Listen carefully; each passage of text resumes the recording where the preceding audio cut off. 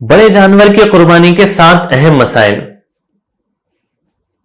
بڑے جانور میں حصہ ملتے وقت یا بڑا جانور خریدتے وقت، قربانی دیتے وقت، یہ مسائل آپ کو بہت کام آئیں گے.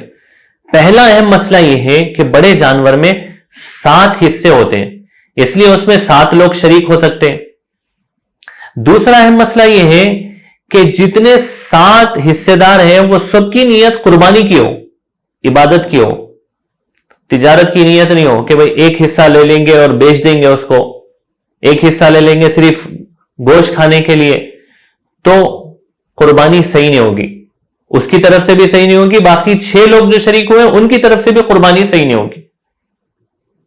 تیسرا اہم مسئلہ یہ ہے کہ قربانی کے 7 حصوں میں بعض حصے قربانی کے ہوں، بعض عقیقے کے ہوں، بعض ولیمے کے ہوں، تو بھی قربانی درست ہو جائے گی.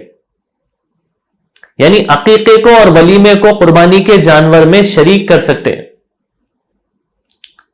چوتھا اہم مسئلہ یہ ہے کہ قربانی کا جانور ذبح کرنے کے بعد جو نام لیے جاتے ہیں وہ 7 نام لینا ضروری نہیں ہے، صرف نیت کر لینا کافی ہے. پانچواں اہم مسئلہ یہ ہے کہ قربانی کا جب گوشت 7 حصوں میں تقسیم کیا جائے گا تو تول کر تقسیم کریں تاکہ جھگڑا نہ ہو.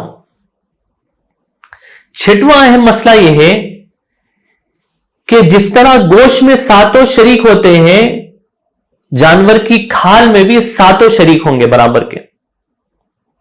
7واں اہم مسئلہ یہ ہے کہ نفلی طور پر ثواب حاصل کرنے کی نیت سے ایک حصے کو اگر چند لوگ لینا چاہ رہے ہیں، جیسے 3 لوگ ایک ہی حصے کو خرید رہے ہیں اور اس کا ثواب اپنے مرحومین میں سے کسی کو پہنچانا چاہ رہے ہیں، تو اس کی بھی اجازت ہے. مطلب ہے کہ ایک حصہ ایک آدمی بھی لے کے کسی مرحومین کی طرف سے پہنچا سکتا ہے، یا ایک حصے کو 3 لوگ 4 لوگ مل کے بھی خرید کے اس کو کسی مرحوم رشتہ دار کی طرف سے یعنی ثواب پہنچا سکتے ہیں، اس کی اجازت ہے. ان سارے مسائل کی تفصیل آپ کو کتاب المسائل والیوم نمبر 2 کتاب الاضحیہ کے اندر مل جائے گی.